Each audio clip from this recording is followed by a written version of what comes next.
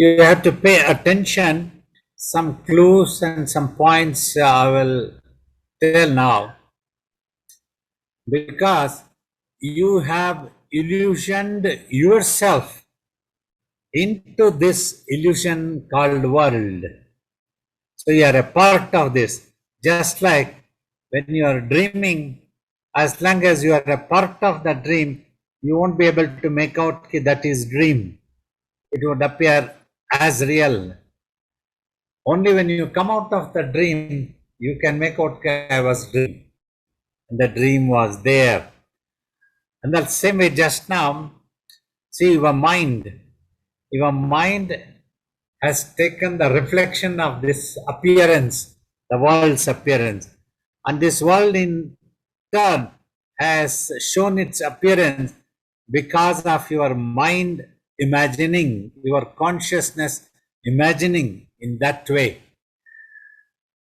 As a person grows towards deeper into the samadhi, slowly, first the I called illusion dissolves, goes on dissolving. As it starts dissolving, you will see the appearance of the world also dissolving equally. It is something like there is a mirror, and inside the mirror, your reflection is there. You are also sitting. As you slowly remove skillfully the mirror, and you will see that you also vanish, that you are that were in the mirror, and that reflection also disappears. Mirror also disappears and reflection also disappears. Then you will realize only your own reflection was there. So in the same way, this world is there. However, in arguments and in talking logically, it may not be able to prove just now. Just now, what we have to take, the world as an illusion means it is temporary. Even if you observe, everything is temporary, impermanent. It is there and it's going to dissolve in due course of time here, now. So, like this, our body is there, and in due course of time, this body will dissolve. In the same way, every object, every appearance of this world has its own time limit. One might have 100 years, and another might have 1,000 years, another 10,000 years, like a mountain and an ocean, any of the stars, and this earth itself has its own time limit. So, like that, it goes long and long. At least this much we can understand, it is impermanent. So, that is why it is called illusion. A certain thing which is impermanent, how can it give us a permanent happiness? Any equivalent things only give happiness, means the thing that you can touch. Like the matter of this world might give a temporary happiness because it is temporary, it is not permanent. To the body in which we are considering ourselves as the dwellers. So this body can touch the matter and might be able to enjoy for a while, but unfortunately it is impermanent. If the world was permanent, our body was permanent, then there was no problem. We would have had a permanent happiness by remaining in the world, by having any object that we wanted. But that doesn't happen. So that is the illusion. Illusion first makes us believe that we are going to get happiness, and soon we realize that things are impermanent. Our own body, this body which we are considering as us, me, one day soon it will die. That's what the dissolve means. When it dies, we are no conscious of this world and our own personalities, everything dissolves. So like this is just a small glimpse of clue what I'm telling about illusion. It's very mind-boggling if we go on explaining appearance of this huge universe, imagine, in the space. So such a thrillful illusion has happened. It's a reflection. So in behind all this, the Parabrahman, the divinity is there. Though it is there, it doesn't appears to be there because it is permanent. All the impermanent things have been made to appear because our own body is impermanent. So it cannot view the permanent one through this naked eyes. This naked eyes doesn't have the power to view the permanent entities. That's how the divine is hidden behind. So now we have to go through our own mind to have a view of the divinity, Parabrahman. That is, Parabrahman means the one beyond all imaginations, which cannot be imagined and understood by intelligence. It's beyond that one. So like this, the illusion things goes on and on and on. The world is illusion. At least simple way everybody try to understand, it is impermanent.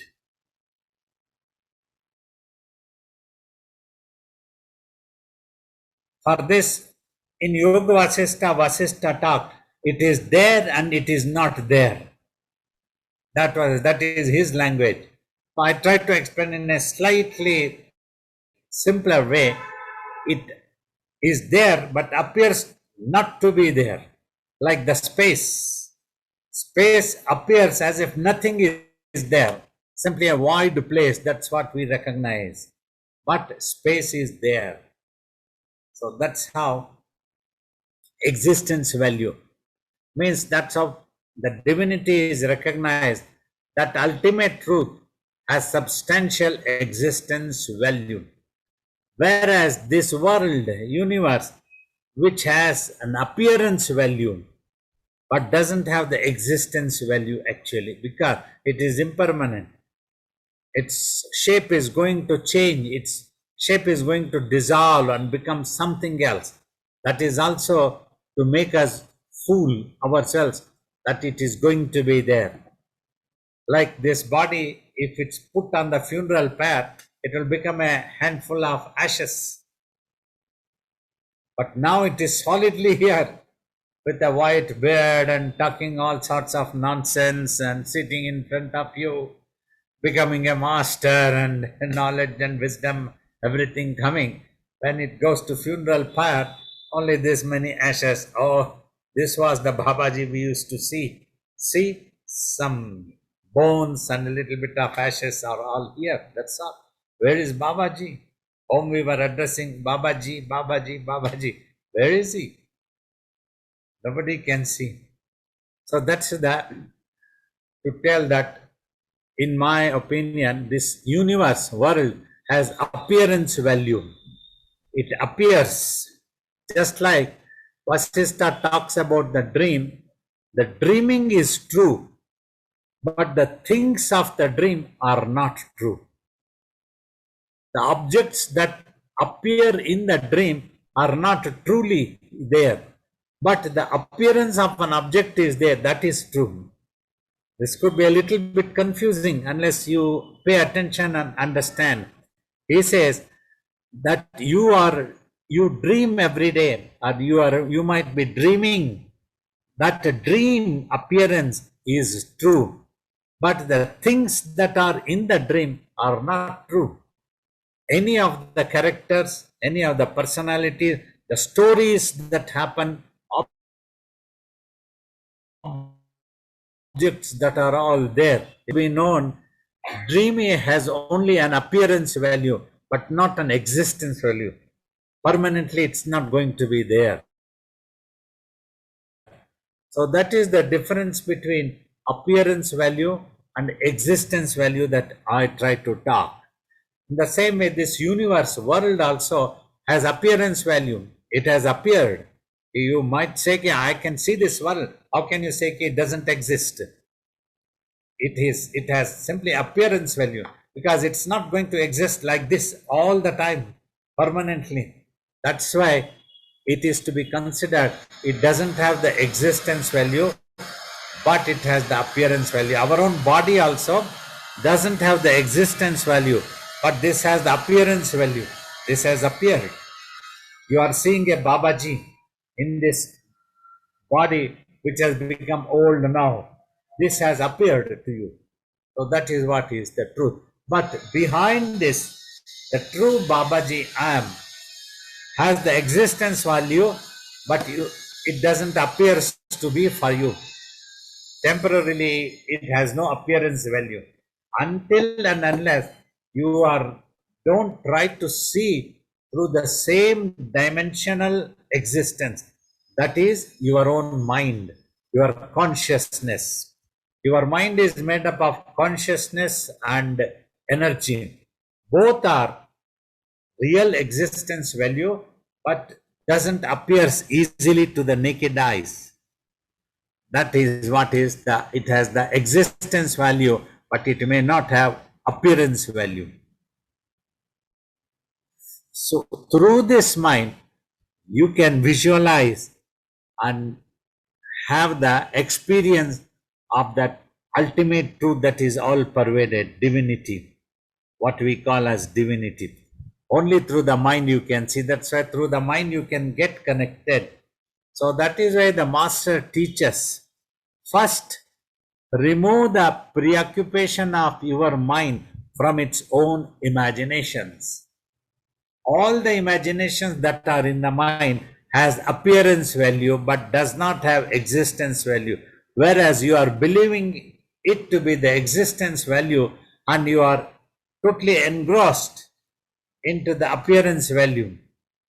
That appearance value's attention must be removed by your mind. So that is the meditation. Just watch in between eyes. Do not bother about any thoughts or visions that are coming. Let them come. But you don't recognize, you don't get involved into analytic things and making any judgments. Oh, this is it, this is it, this is it. Judgment, like when your mind makes it judgment, then it considers that to be a true existence value and it will never believe anybody else. So that is the real truth of this logic of existence value and appearance value. So that's once you remove the mind's preoccupation with its own imagined things which have only appearance value, then the real existence value, Parabrahman, the divinity, automatically appears.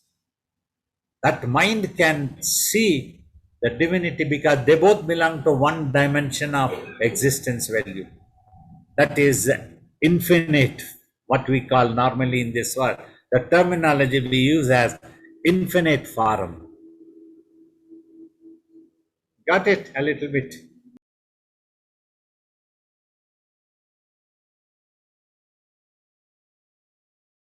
Yes, you see, scientifically also, to see a certain thing, you would need that dimensional, powerful eyes. Like we call it the naked eyes in the body. Many things are visible, but there are many things which exist, but however, it is not visible to the naked eyes. So you cannot measure them just with your physical body. Then you have to invent, you have to build a machinery that which will have the capacity to see a distant star, what you call it, telescopes, powerful telescopes, and they claim in a distant way a planet has become visible, a star has become visible, like that. They have seen it. So thus they try to measure it in their own way. In the same way, though this is existence value is there, the Parabrahman, to measure that. So you need an instrument equivalent to that infinity. Then only you can measure. So through your mind, you can measure When you try to measure, you become one with it, you merge with it. It is unlimited. That is the reason you cannot measure with any limited telescopes or measuring tapes. Impossible. This any scientist will also agree.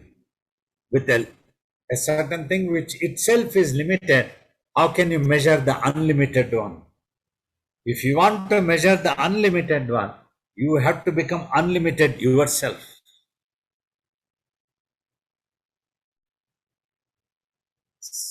So the space can definitely measure the space. It's only you have to handle the space. If you handle the space, then you can measure the space. So you build a telescope that is equivalent to space in length and breadth, then you can measure. So they think for now the things that which we cannot measure does not exist. Not necessary. It is only an assumption. Just because I am unable to measure, that means there might be that thing might be more mightier than what we all have visualized as human beings. We all have thought to be able to measure. So the space is mightier, much more mightier than what we think that we can simply measure. Simply because we are unable to measure, we cannot tell that it doesn't exist. It exists. And also its features we don't know because we are unable to measure simply. That acceptance humans have to understand, because only individually one can get a glimpse of the ultimate divinity. That is when we can understand all these things.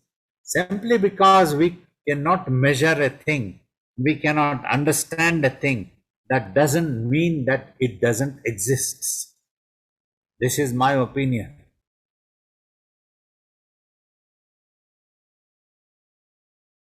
When you stop the mind, you can stop the illusion.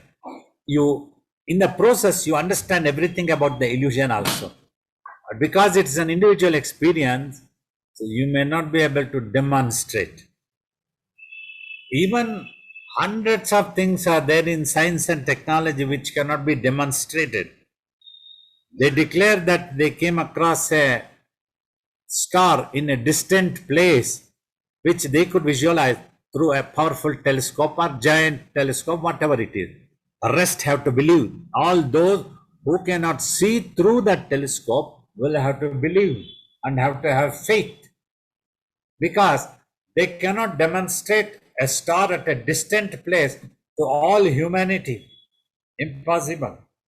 Only those who can see through the telescope can get to see the star. Can they show the star? This is the star I have discovered, I have come across. They cannot do that one. They present a paper. So everybody have their own language, their own belief, their own faith.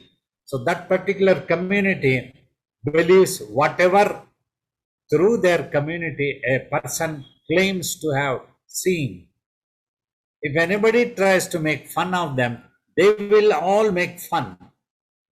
Because I have seen through telescope, because you could not see through telescope, that's why you are telling it doesn't exist.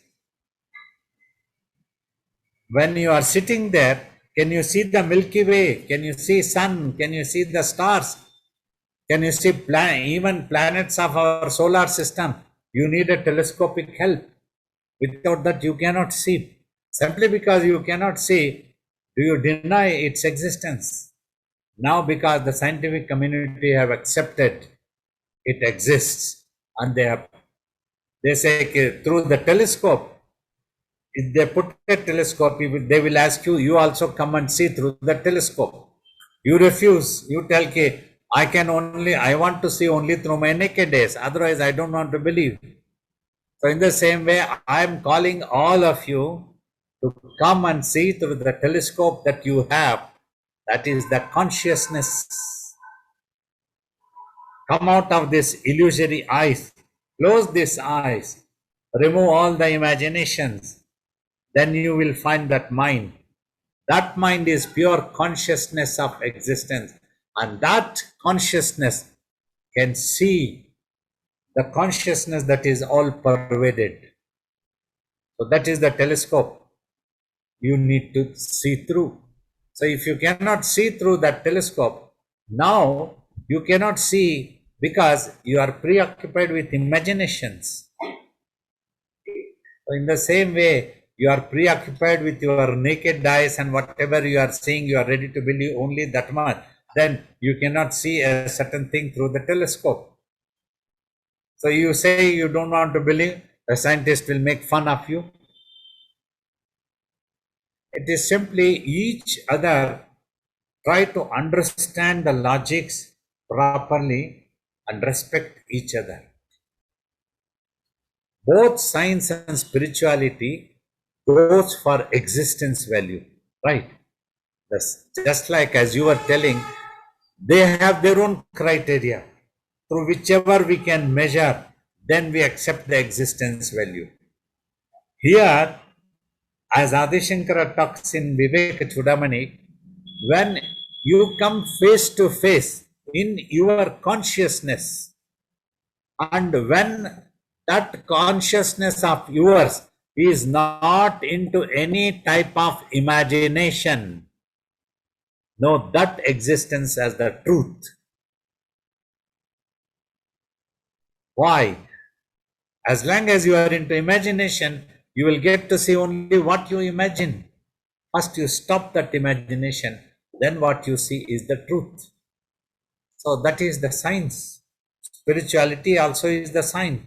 So if all humanity, all educated people, whoever think they are educated, if they think in the right direction, seeing God is not difficult.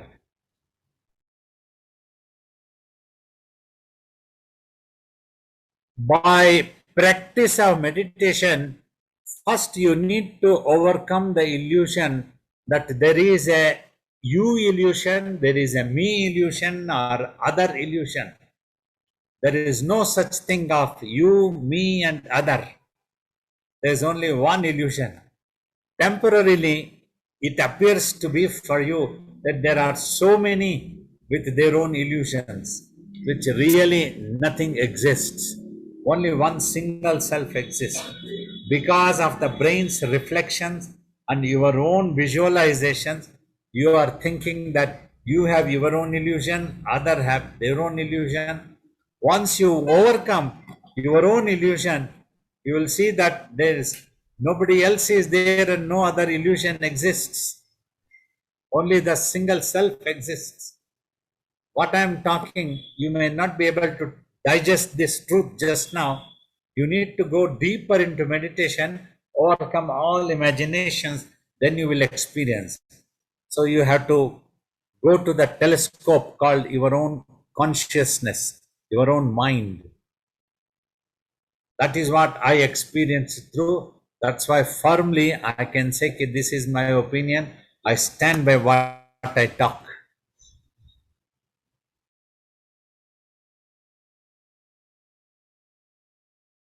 A little bit, I don't remember the full story that I read in the book. I just will talk for sake of conveying the essence of what it is that Vasistha talks. There were three princes who were never born. And those princes, they built fortress which didn't have any walls at all. Like that he talks. And they were going, they took the earthen pitchers, pots, which didn't have any body at all. And they tried to fill up water from a river which didn't have any water. So this story is, the essence of the story is just to tell illusion.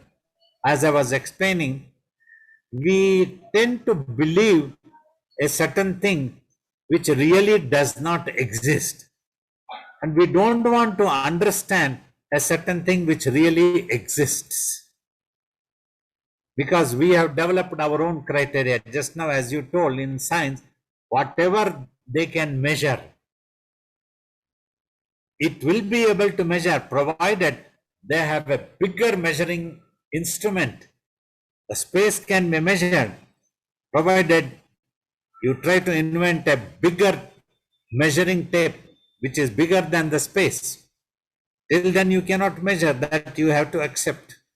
Simply because you don't have the measuring tape big enough like the space, so you cannot deny the existence of the space.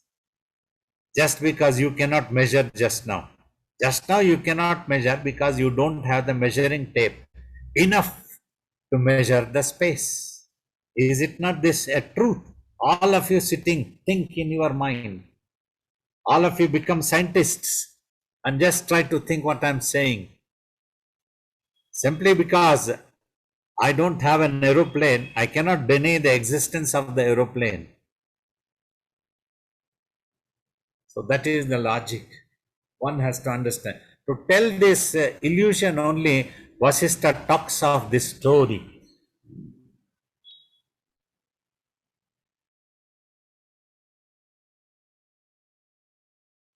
As I told, appearance value will be there, but the real existence value is not there. That's what a yogi has experienced. Because when I tell I am a yogi, you will visualize this body as a yogi. Will this body be seeing this world? Will this body be thinking about anything? Like that, you cannot think beyond that. Your thinking also is limited, and you cannot visualize beyond this body what a yogi is. When Babaji says I am a yogi, what does he mean? You cannot visualize also, you cannot imagine also what it is. So then, appearance, the appearance of this body itself, we have experienced this doesn't have the existence value. So this world also doesn't have the existence value. But when you see this body, it would appear it is also moving in the world, it is also eating, it is also talking, it is sitting, it will stand up. That is all you can see. Based on that, you will try to measure in your own way, which is not true. So none of you know whether for a yogi this world exists or doesn't exist. Only the yogi knows.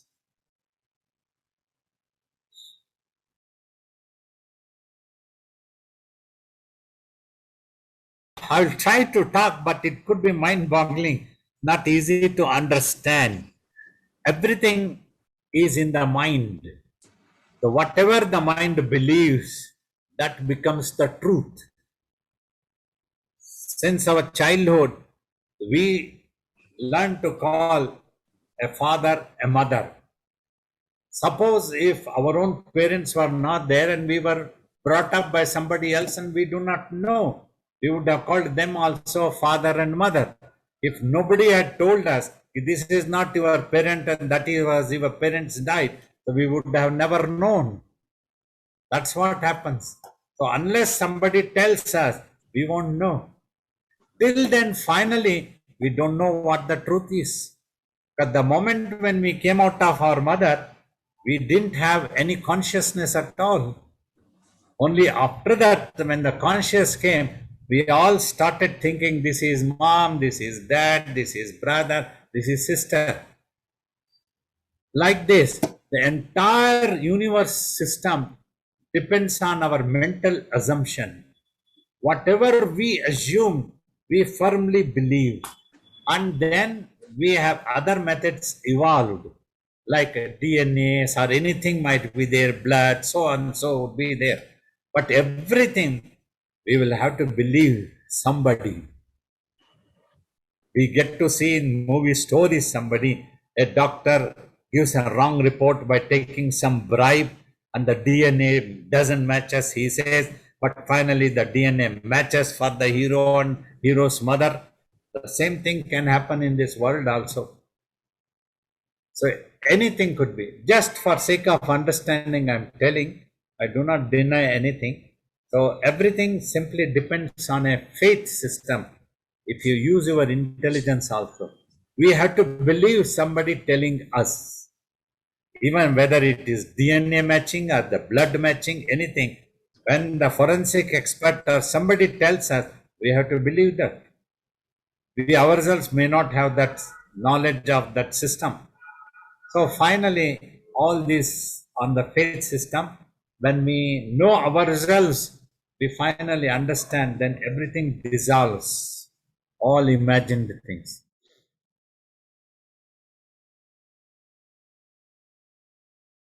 Yes, that's what it is. It is made up of the same stuff, or what you call same dimension, something, any terminology understandable is okay.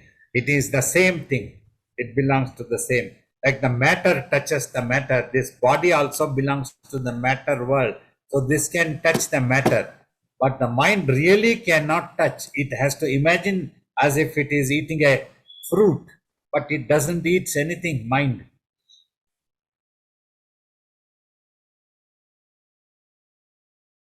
Yes. So mind is too preoccupied with its own imagination. So it cannot see anything else. So when you are totally engrossed, absorbed into a certain imagination, you won't notice who is sitting next to you, who is behind you, like that. You see, and that a food might have been kept in front of you, you won't even notice if you are so absorbed in your own imagination. So imagine the amount of illusions that the mind is holding since time immemorial. So it is preoccupied with that one so much that it cannot see the Parabrahman in front. Just here, a certain thing which is all pervaded, how can it escape our view? Simply we don't know what it is. That's why it has escaped temporarily. Once you come to know about it, purify your mind, then the mind becomes aware of the truth of Parabrahman. You will know that one.